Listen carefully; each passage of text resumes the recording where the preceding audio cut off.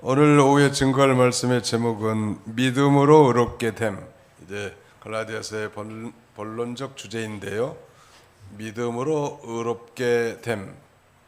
믿음으로 의롭다 칭함을 얻는다. 이걸 한자로 표현한다면 이신칭의라고 할 수 있겠고요.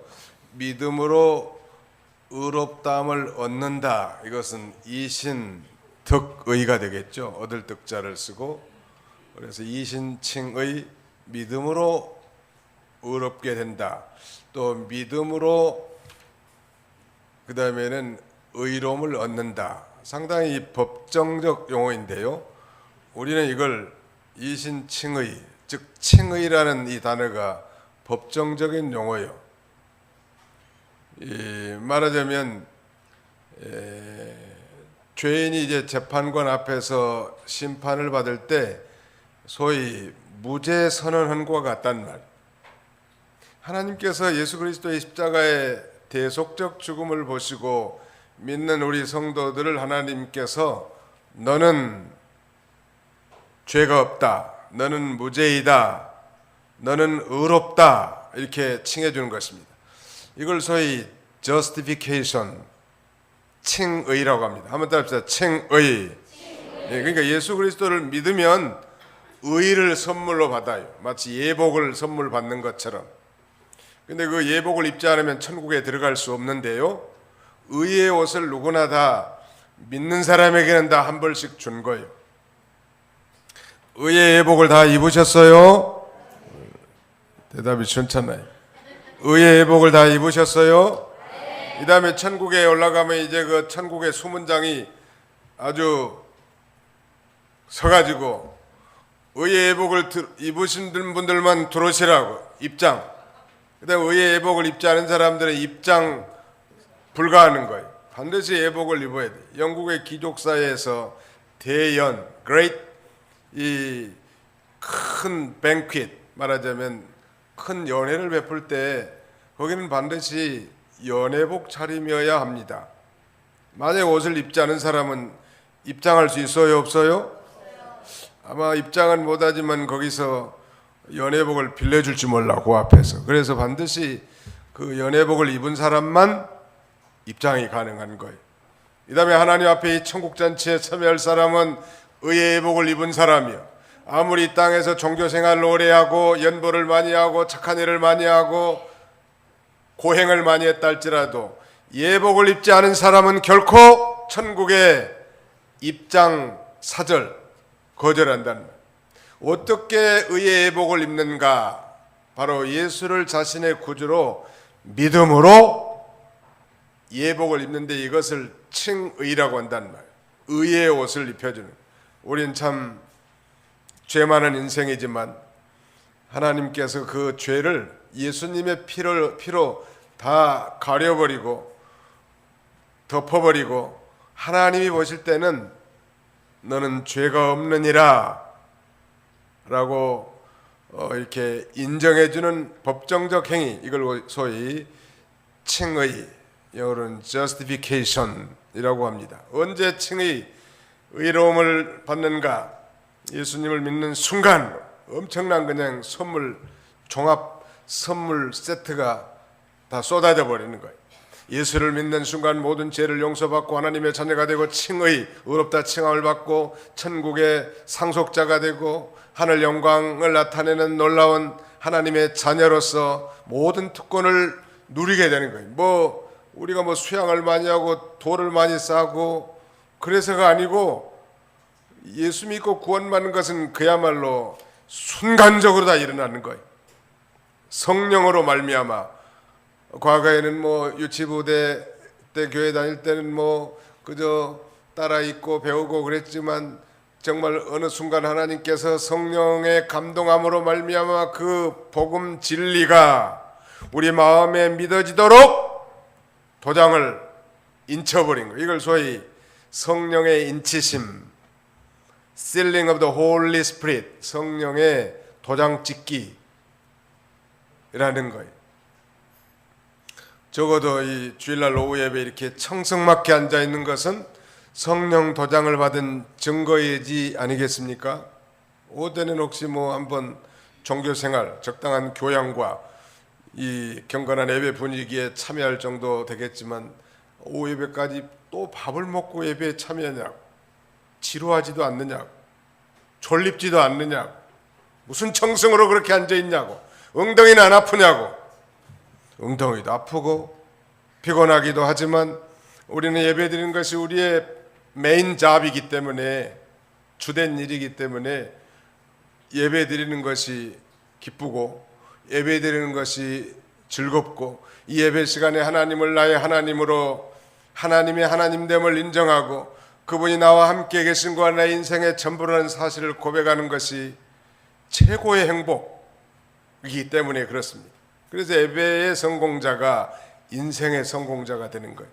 예배의 성공자가 인생의 성공자가 됩니다. 시작. 예배의 성공자가 인생의 성공자가 됩니다.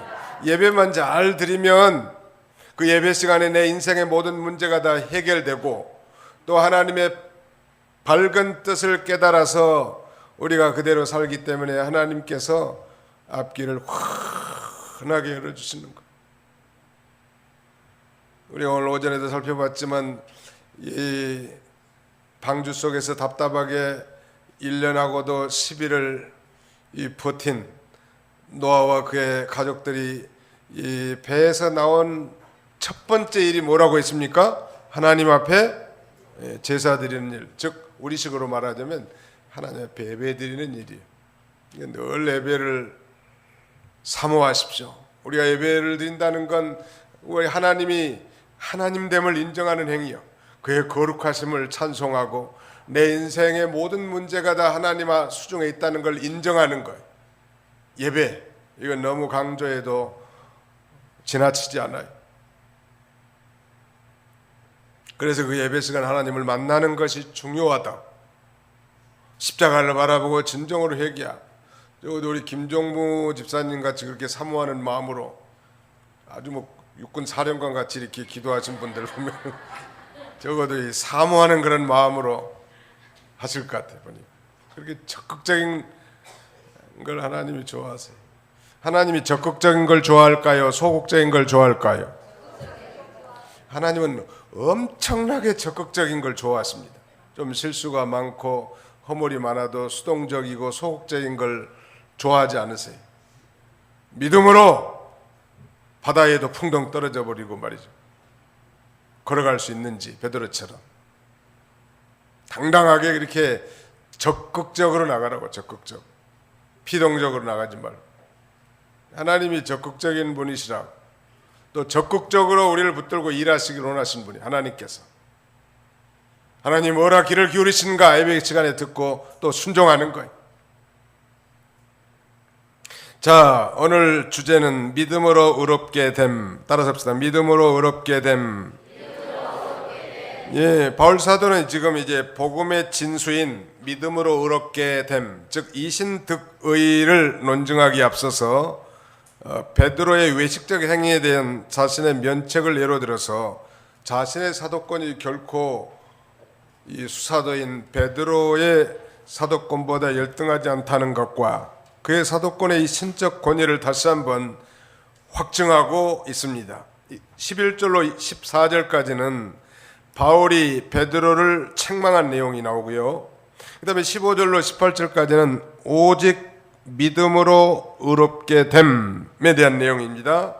그리고 세 번째는 주와 함께 죽고 주와 함께 삶, 그러니까 말하자면 주님과 함께 죽고 주님과 함께 사는 내용에 대해서, 특별히 아주 오늘 요절 무슨 뜻인지는 잘 모르지만 중요하게 보이는 20절이 요절인데요, 이건 좀 외워두면 참 좋을 것 같아요. 기도 시간이든지 일상의 삶 가운데 외워놓으면 언젠가는 깨달아지겠죠. 깨닫고 외우려고 하지 말고 외우고 깨닫도록. 왜냐하면 이건 평생 잘 깨닫기 어려운 일이에요.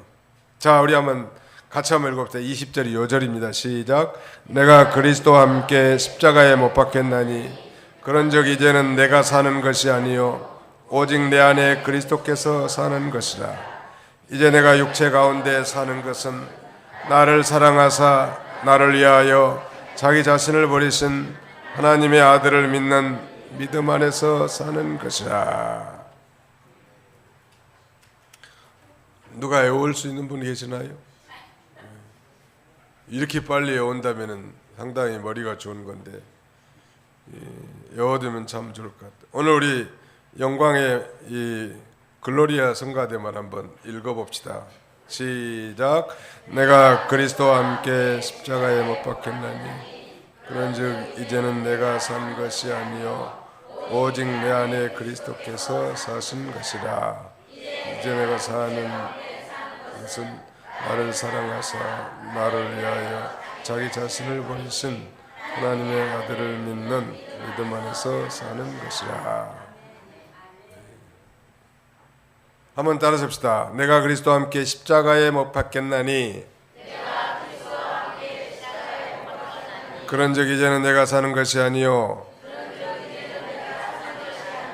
오직 내 안에 그리스도께서 사신 것이라. 이제 내가 육체 가운데 사는 것은 나를 사랑하사 나를 위하여 자기를 버리신 하나님의 아들을 믿는 믿음 안에서 사는 것이라. 뭐 뜻은 알 듯 모를 듯 하지만 아무튼 중요한 것은 분명하죠. 이걸 잘 깨닫는 분이라면 신앙생활을 잘 할 수 있을 것 같아요. 누가 대표로 한번 외워보실 분? 너무 무리한 주문했습니다. 아무튼 다음 시간까지 숙제를 내드리겠습니다. 숙제를 내드릴 테니까 다 외워오시라. 연세가 50, 60 넘어가면 이제 잘 안 외워지기 때문에 확실하게 해둬야 돼. 양주동 박사는 독서 100편 의자연이라는 말을 썼는데 한 100번 독서를 100번 읽으면 저절로 다 알게 된다는 거예요. 이것도 한 100번 정도 소리내서 읽고 또 눈을 감고 묵상하면서 내가 그대로 살기로 결심하고 살지 못한 걸 회개하면서 외운다면 훨씬 더 잘 외워질 거예요. 장로님들은 더 잘 외울 것 같아요. 왜냐하면 지도자니까. 다음 주에는 장로님들 한번 시켜봐야지.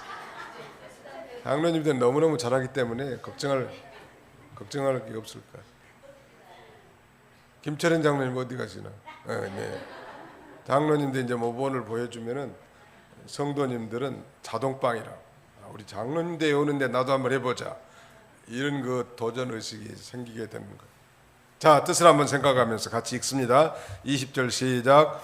내가 그리스도와 함께 십자가에 못 박혔나니 그런즉 이제는 내가 산 것이 아니요 오직 내 안에 그리스도께서 사시는 것이라. 이제 내가 사는 것은 나를 사사 나를 위하여 자기 몸을 버리신 하나님의 아들을 믿는 믿음 안에서 사는 것이라. 숙제를 내줬으니까 오늘 제가 요구하는 건 좀 무리수 같아요. 우리의 수준을 제가 잘 아니까. 자, 바울이 베드로의 별명이 게바예요. 게파 이렇게 그 영화에 보면 나오잖아요. 베드로를 가리키는 거죠. 베드로는 반석이란 뜻이라고 했습니다. 근데 어떻게 예수님의 수사도 아마 예수님의 제자들 가운데 수제자인데 바울이 책망했다는 것은 좀 의아스러운 일인데요. 왜 바울이 베드로를 책망했는가? 결론부터 말씀드리면 그의 외식 때문에 책망했습니다. 외식한 것 때문에 책망했고요. 그 다음에는 믿음으로 의롭게 된다는 이 진리를 세워나가게 하는 거예요. 베드로의 이 외식하지 말라고 예수님이 가르쳐줬죠. 특별히 마태복음 6장에 보면 기도할 때 중언부언하지 말고 사람들이 듣도록 하지 말고 하나님 앞에 하라는 말. 기도할 때 외식하지 말고 특별히 골방에 들어가서 은밀한 가운데 계시는 하나님 앞에 기도하라고 그랬습니다. 그 다음에 두 번째, 금식할 때 또 이 외식하지 말라고 그랬죠. 나 금식한 것처럼 아주 머리 휘날리면서 눈곱도 안 닦고 세수도 안 하고 나 금식 40일 했다 그렇게 자랑하는 건 금식 안 한 것만 못하다. 그 다음에 연보할 때도 하나님 앞에 진실하게 하면 되는 거예요. 하나님 앞에서 진실하게 연보하면 돼. 자기 하나님이 주신 실력대로 하면 되는 거 아니에요. 그 외식이라는 말은 이 연극 배우의 행위 그런 의미가 있습니다. 언어적 의미에. 그 배우들이 쇼하는 거죠. 마찬가지죠. 한마디로 쇼하지 말라는 거요. 하나님 앞에 외식하지 말고 진실하라는 거예요.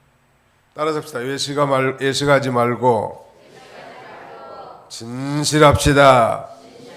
예. 베드로가 어떻게 그런 위선적인 행동, 외식을 했는가? 이 예루살렘에서 수리아 안디옥에 내려가지고 이제 안디옥 교회에서 그 구원받은 이방인들과 함께 믿음으로 구원받은 이방인들과 함께 지금 음식을 먹는데 예루살렘 교회에 야고보가 보낸 유대인들이 오니까 그 유대인들이 두려워서 그 자리에서 떠나서 물러간 거예요. 먹었으면서도 안 먹은 척 했단 말. 왜냐하면은 유대 율법에 의하면은 유대인이 이방인과 함께 음식을 먹는 건 큰 죄거든요. 유대인들이 그게 잘못된 거지만 그들의 전통과 유전이 그렇단 말. 그러니까 이 예루살렘 교회에서 유대인들이 오니까 이방인들하고 같이 밥 먹다가 얼른 돌아서서 안 먹은 척하고 입 닦았어. 입 닦아도 오른쪽에 밥티 하나 묻었는데 알 수 있단 말. 돌아서도 누가 알아요? 하나님이 다 알고 계시는 거예요.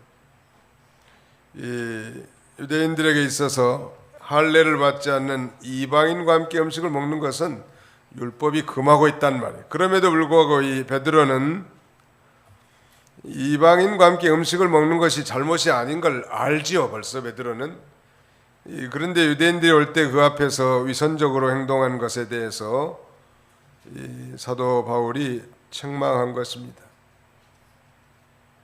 왜냐하면 이 복음 진리는 유대인이나 이방이나 할례와 상관없이 다 믿음으로 의롭게 된 것이고 믿음으로 의롭게 된 하나님의 백성들이 함께 음식을 먹는 것은 자연스러운 일인데 이걸 알면서도 불구하고 예루살렘에서 내려온 야고보가 보낸 그 유대인들이 오니까 얼른 안 먹은 척하고 이렇게 이 외식적인 행동한 것에 대해서 날카롭게 바울이 책망한 거예요. 나이 차이는 얼마 되는지 잘 모르겠지만 베드로가 더 나이가 많지 않을까 하는 생각도 드는데 말이죠. 아무튼 이 책망한 것은 베드로의 외식 즉 위선 때문이고 첫째는, 두 번째는 이신득의 믿음으로 의롭게 된다는, 이방인이나 유대인이나 믿음으로 의롭게 된다는 이 진리를 세워나가기 위해서 책망한 것입니다. 구원받은 성도들의 이 삶의 목표는 책망받을 것이 없는 사람으로 만들어져 나가는 것. 오늘 오전에 잠깐 살펴봤지만 노아는 이 의인이라 당세 완전한 자라라고 이렇게 성경은 증거하고 그가 하나님과 동행하였다고 했습니다만, 완전한 자라는 그 영어 표현은 blameless, 즉 책망할 것이 없는 그런 뜻이에요. 우리 그리스도인들은 아무튼 책망받을 것이 없도록 이렇게 이 영적 성숙의 길을 걸어가야 합니다. 사람의 이 인격의 성숙은 예수 믿기 전에 그가 살아온 상태와 아주 연관이 많은 것 같습니다. 그리고 아주 매우 더디게 변화가 되는 거예요. 뭐 극적인 변화라는 건 인격 성숙에서는 힘든 것 같고, 극적인 회심은 있으나 극적인 성화는 없단 말이에요. 이 성화라는 것은 더디게 진행되는, 거룩함을 이뤄나가는 것은 우리가 천당 가는 그날까지, 예수 믿는 순간부터 천당 가는 그 순간까지는 성화의 기간이, 우리식으로 표현하자면 뭐 구원을 이루어나가는 기간이고 건설 구원의 기간이라는 말. 그래서 우리 모두는 다 천국 가는 그날까지는 누구나 다 완벽하게 영적 성숙을 가졌다고 말할 사람은 아무도 없고, 다만 그 영적 성숙에 이 달려가는, 말하자면 건설 중에 있는 자예요. 전에 말씀드렸죠. 유명한 미국의 전도 부흥 목사 빌리 그레함 목사가 금년인가 세상 떴죠. 102살인지 99세인지 알 수가 없어. 미국에서 99세면 한국 나이로 한 102살이 될 수도 있거든. 근데 그분이 말하기를 자기는 자기 부인이 자기보다 먼저 죽을지를 한 번도 생각하지 못했대. 근데 아무튼 부인이 먼저 죽어서 미국의 이 사우스캐롤라이나에 소위 빌리 그레함 기념 도서관이 있는데 거기 뜰에 자기 부인의 묘지가 있다고. 나도 거기 꼭 한번 가보려고 했는데 이 워싱턴에서는 차로 한 6시간에서 7시간을 쉬지 않고 달려야 되거든요. 못 가고 왔어요. 아쉬운 게 많아. 근데 거기 가면 그게 있대요. 부인의 묘가 있는데 그 부인 앞에 묘지에 묘비에 이렇게 쓰여 있대요. We are under construction. 우리는 아직 건설 중에 있습니다. 천국 가기 전에 우리 모든 그리스도인들은 그 인격의 성숙, 성화가 건설 중에 있는 거예요. 우리는 아직 건설 중에 있어. 낙심하지 않아야 합니다. 그리고 누구나 완전하게 이루었다, 완벽한 인격 성숙자는 아무도 없다는 거. 그래서 교만할 수가 우리가 결코 없죠.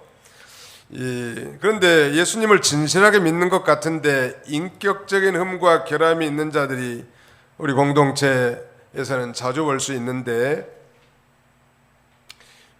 그러나 중요한 건 자기의 부족을 알고 깨닫고 또 그 흠을 고쳐나가는 것이 중요하지 않겠습니까?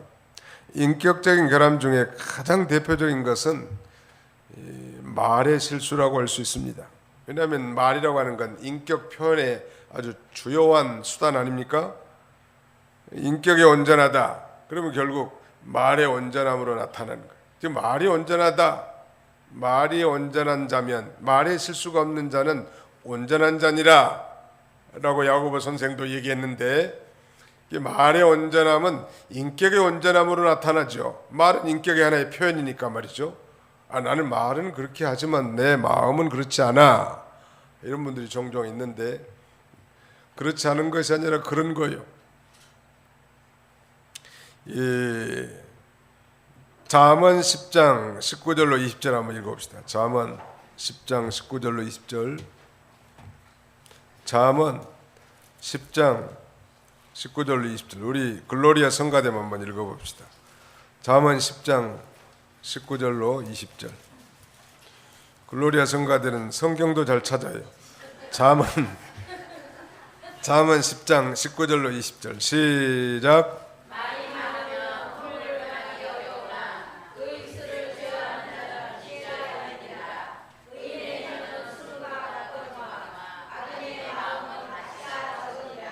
네, 말이 많으면 뭘 면하기 어려워요? 의무를 면하기 어렵다. 그러나 그 입술을 컨트롤, 제어하는 자는 지혜가 있느니라. 누구든지 뭐 실수 없는 사람이 어디 있겠습니까마는 아무튼 말 많이 하면 실수하기가 쉬워요. 여자들이 말을 많이 해요? 남자들이 말을 많이 해요? 통계에 의하면 여자가 남자보다 약 얼마를 더 한다는 거예요? 2배? 내가 보기에는 3분의 2 정도는 여자가 더 많이 하는 거예요. 남자는 한 3분의 1 정도 하는 거. 우리 남성 동지들은 그걸 빨리 파악해야 됩니다. 여자들이 무슨 말을 하면 말이 고픈 거보다 이렇게 생각하고 잘 들어주고, 아무튼 그렇게 나가야지. 뭔 말이 여자가 그렇게 말이 많냐고 그렇게 얘기하면 안 돼. 타고나기를 이렇게 타고났는데 어쩌겠어요. 그러니까 아무튼 하나님이 그렇게 만들어 놓으셨구나, 그렇게 하고 뭐 들은 둥 만 둥 듣는 척도 해주라고 하고 들어줘. 아무튼 잔소리하든지 뭐 바가지를 빡빡 긁든지 그래도 들어줘. 들어만 줘도 괜찮은 거 이건. 인생의 도를 어느 정도 득도한 사람이 잘 들어주기만 해. 근데 그걸 갖다가 뭐 시시비비하고 그 여성 동지가 말한 거에 대해서 문제의 해결사가 되려고 하니까 그러니까 많이 힘든 거예요. 우리 여성 동지들은 다 아는 사실이지만 누가 언제 해결사가 되주라고 했어? 내 수다 좀 들어주라고 그랬지. 들어만 주라는 거예요. 잘 들어주는 건 참 좋은 것 같아요.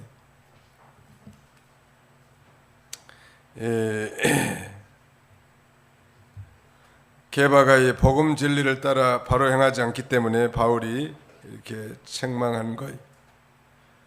그 다음에 이제 두 번째 중요한 본론적 진리는 오직 믿음으로 의롭게 된다는 거예요. 믿음으로 의롭게 된다. 믿음으로 의롭게 된다는 거. 어떤 선한 행실, 착한 행실로 의롭게 되는 게 아니라는 거. 의를 얻는 데 있어서는 우리의 공로가 0.0001%도 가미되지 않아요. 오직 이건 선물이요. 의의 선물. 모든 사람이 죄를 범하였음에 하나님의 영광에 이르지 못하지만 독생하신 예수 그리스도의 구속으로 말미암아 값없이 우리가 의롭다함을 얻었느니라. 아멘. 네, 값없이 의롭다함을 얻는 거예요. 이게 참 대단한 선물 아니요? 대단한 선물이야. 그래서 15절로 18절까지는 오직 믿음으로 의롭게 된다는 내용이고요. 19절 21절은 주와 함께 죽고 주와 함께 사는 내용인데요. 여기서 우리는 그리스도께서 인류의 구속을 위해 스스로 속죄양이 되셨다는 것, 그리고 구원의 유일한 길은 예수 그리스도를 믿음으로 말미암아 얻는다는 것. 다른 이로서는 구원 얻을 수 없나니 천하 인간의 구원 얻을 이름을 우리에게 주신 적이 없음이라. 그리고 예수님께서 이 십자가에 달리셨을 때 최후에 피 흘리면서 하신 7마디를 우리는 소위 뭐라고 부른다고 했습니까? 예수님의 가상 7원이라고 한다고 했죠. 근데 마지막 그 7마디 가운데 6번째 마디가 다 이루었다. It is finished. 스페니쉬로는 is complete라고 하는 단어인데 이건 다 완성했다. 예수님이 십자가상에서 아주 말씀하신 이 말씀 굉장히 의미심장하죠. 다 이루었다 하고 그 영혼을 하나님 앞에 부탁하고 운명하셨는데 그 마지막 일성은 우리가 한번 곱씹어 볼 만한데, 그렇다면 예수님은 뭔가 이 땅에 뭔가 이루러 오신 분이었고 그가 마지막 십자가상에서 토해낸 정말 피가 번복하고 고통 가운데서 다 이루었다고 아버지께서 자기에게 요구하신 뜻을 다 이뤘다고, 그것은 바로 죄인들을 위해서 십자가에서 대속의 제물이 되어 죽는 것인데 율법을 다 지키고 완전한 의를 이루었음을 말하는 것이고, 그 의를 믿는 자는 거저 선물로 주는 것. 예수 믿으면 의의 선물을 받습니다. 따라서 합시다. 예수 믿으면 의의 선물을 받습니다. 의가 뭐요? 의. 영어로는 righteousness라고 하는데 우리말로 말하자면 옳은 것이거든요. 하나님 앞에 옳다고 인정받을 만한 게 뭐냐는 말.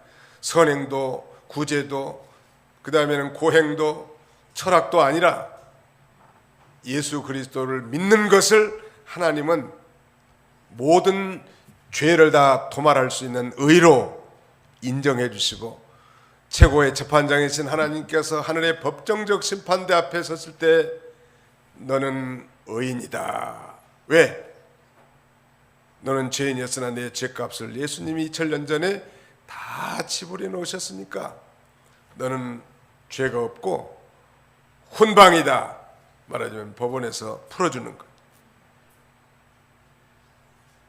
이게 죄가 있으면서도 그 죄의 가르침을 받고 사함을 받는 자가 복이 있다고 다윗 왕은 예수님이 오시기 1000년 전에 그의 시편 32편에 이렇게 노래합니다. 허물의 사함을 받고 그 죄의 가리우심을 받는 자는 복이 있도다. 여호와께 이 정죄를 당치 않을 자, 그 마음에 간사함이 없고 여호와께 정죄를 당치 않을 자가 복이 있느니라. 정죄를 받는다는 거, condemnation이라고 하는데, 이 정죄 받으면 다 지옥 가는 거 아니에요? 근데 그 정죄, 우리 그 찬송가 가운데 내게 정죄함 없겠네, 그 말씀이 그거예요. 바로 하나님 앞에 너는 의인이고 자유인이다 하는 하나님의 아주 선언적 용어가 바로 칭의예요. 따라서 우리는 예수님 때문에 법적으로 의인이 됐습니다. 한번 옆에 사람 쳐다봐서 당신은 의인이십니까? 한번 물어보세요. 시작. 당신은 의인이십니까?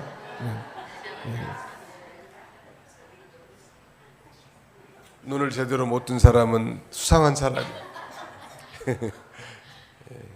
우리가 참 못나고 부족하지만 의인으로 봐준다. 하나님께서 하나님의 의인이라고 하는데 내가 정죄하면 되겠죠. 교회 나온 사람을 어째 아무개 집사는 저러냐고, 아무개 권사는 왜 저렇게 하냐고 정죄하지 마세요. 하나님이 우리를 받아줬으니까 우리도 그냥 받아줘 있는 그대로. 예수님은 묻지도 않고 따지지도 않았더라고. 가는 중에 잡힌 여자 보고 내 요년 네가 언제부터 이 못된 짓을 하였느냐, 내가 만난 산의 놈은 몇이나 되느냐, 한마디도 안 하더라. 여자여, 누가 너를 정죄하느냐? 나도 너를 정죄하지 아니하노니 가서 다시는 죄를 범치 말라. 모든 걸 다 덮어주는 거. 예수님이 그렇게 하셨으니까 우리도 그렇게 합니다. 옆에 사람은 쳐다보세요. 과거를 묻지 마세요. 시작.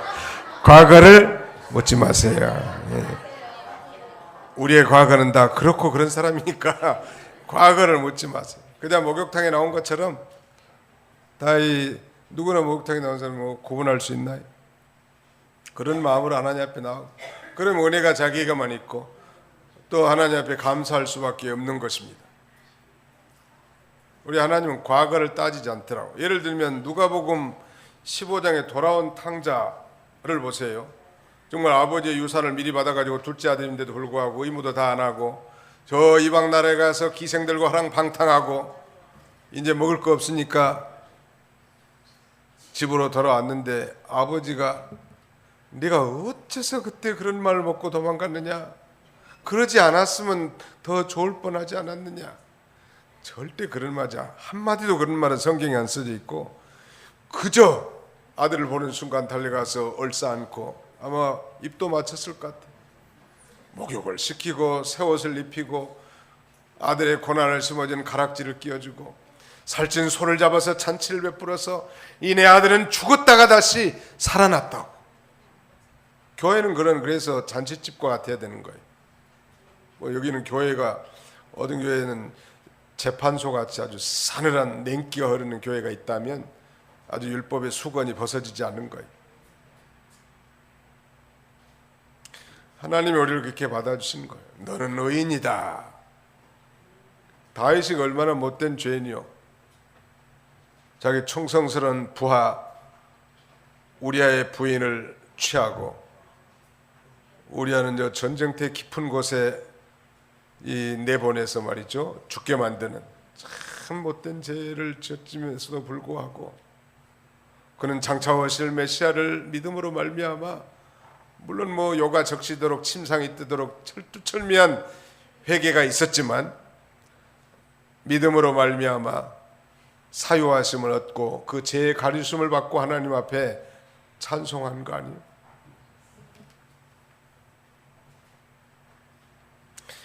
믿음으로 의롭게 된다는 것, 이걸 소위 칭의라고 합니다. 유명한 우리 개신교의 창시자라고도 할 수 있는 이 종교개혁자 마르틴 루터는 원래 천주교의 신부님이요. 그는 어느 날 친구와 함께 길을 걸어가다가 갑자기 벼락을 쳤는데 동료가 벼락을 맞고 죽은 거예요. 그래서 그는 이제 천주교 신학교를 간 거지 말이죠. 그래서 신부가 됐는데 아주 열정적이었는 모양이. 그래서 성 베드로 성당을 무릎으로 피 흘리면서 올라가면서 이런 고행을 통하여 주님을 만나고 싶었다는 거예요. 그런데 갑자기 섬광 같은 이 성령의 역사로 말미암아 로마서 1장 17절 말씀이 생각나는 거예요. 이렇게 고행과 선행을 통해서 우리가 의를 얻는 것이 아니고 구원받은 게 아니라 믿음으로 의롭게 된다는 사실을 확실하게 깨달은 거예요. 복음에는 하나님의 의가 나타나서 믿음에서 믿음에 이르게 하나니 그런즉 의인은 믿음으로 말미암아 살리라 함과 같으니라. 의인은 믿음으로 살리라. 믿음으로 산다는 이 놀라운 진리를 깨닫고 그는 천주교에서 탈퇴했고 이제 신부지만 결혼도 하고 똑같은 믿음으로 얻게 된 부인과 수녀와 함께 결혼을 해서 소위 말하자면 종교 개혁을 선언한 것입니다. 우리 한국에도 소위 루터란 처치가 있는데 루터교회 약간 천주교 냄새가 나긴 하지만 그래도 거기도 개신교회. 아무튼 이 놀라운 사실이 믿어진다는 것은 기적이요. 참 놀라운 일이죠.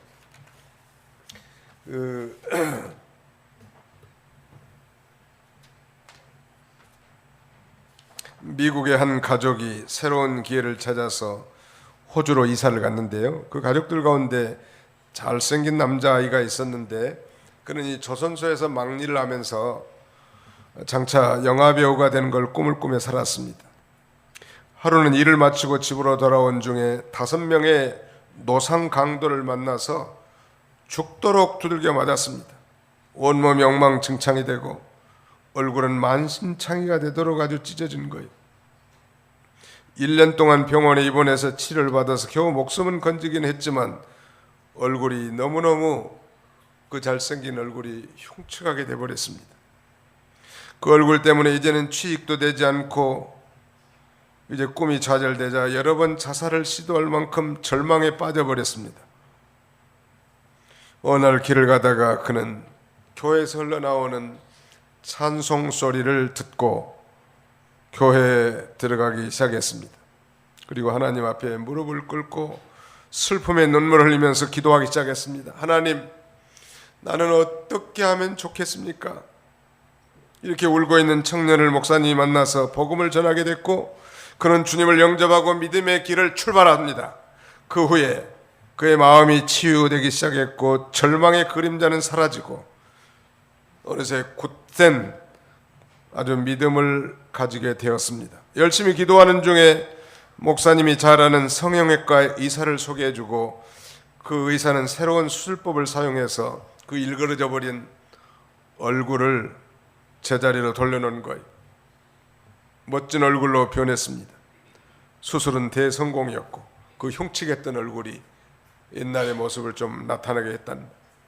결혼도 해서 아이도 낳았고 꿈에도 걸리던 미국의 헐리우드 대스타로 성공하게 됩니다. 그가 바로 누군가?